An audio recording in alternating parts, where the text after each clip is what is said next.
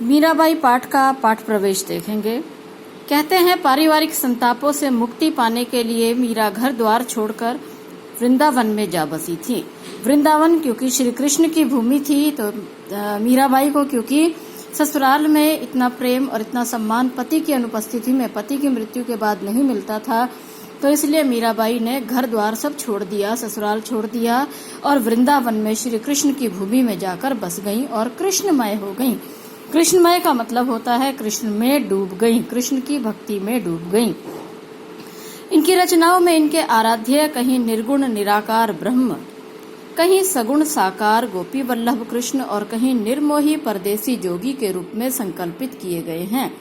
जब हम कृष्ण काव्य धारा देखते हैं, कृष्ण काव्य धारा के सभी ग्रंथों का या सभी साहित्य का जब हम अध्ययन करते हैं, तब हम उसमें देखते हैं कि श्री कृष्ण जब तक ब्रज में थे तब तक तो वे गोपिकाओं के साथ और सबके साथ रास लीलाएं किया करते थे, प्रेम से रहा करते थे, लेकिन जैसे ही उन्हें राजा बनने के लिए जाना पड़ा तो ये सब का प्रेम छोड़कर यहाँ से अपने कर्तव्य की पूर्ति के लिए चले गए।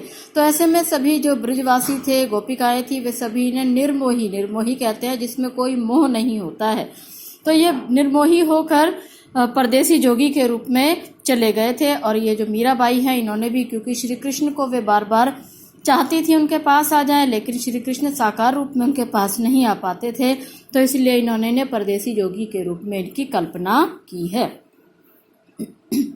वे गिरधर गोपाल के अनन्य भक्त और एकनिष्ठ प्रेम से अभिभूत हो उठी थी। अनन्य कहते हैं गहरे, श्री कृष्ण के गिरधर गोपाल के अनन्य गहरे और एकनिष्ठ प्रेम, बिल्कुल एक टक होकर उन्होंने कृष्ण से ही प्रेम की लत लगाई थी, उसमें अभिभूत माने भर जाना, अभिभूत हो उठी थी।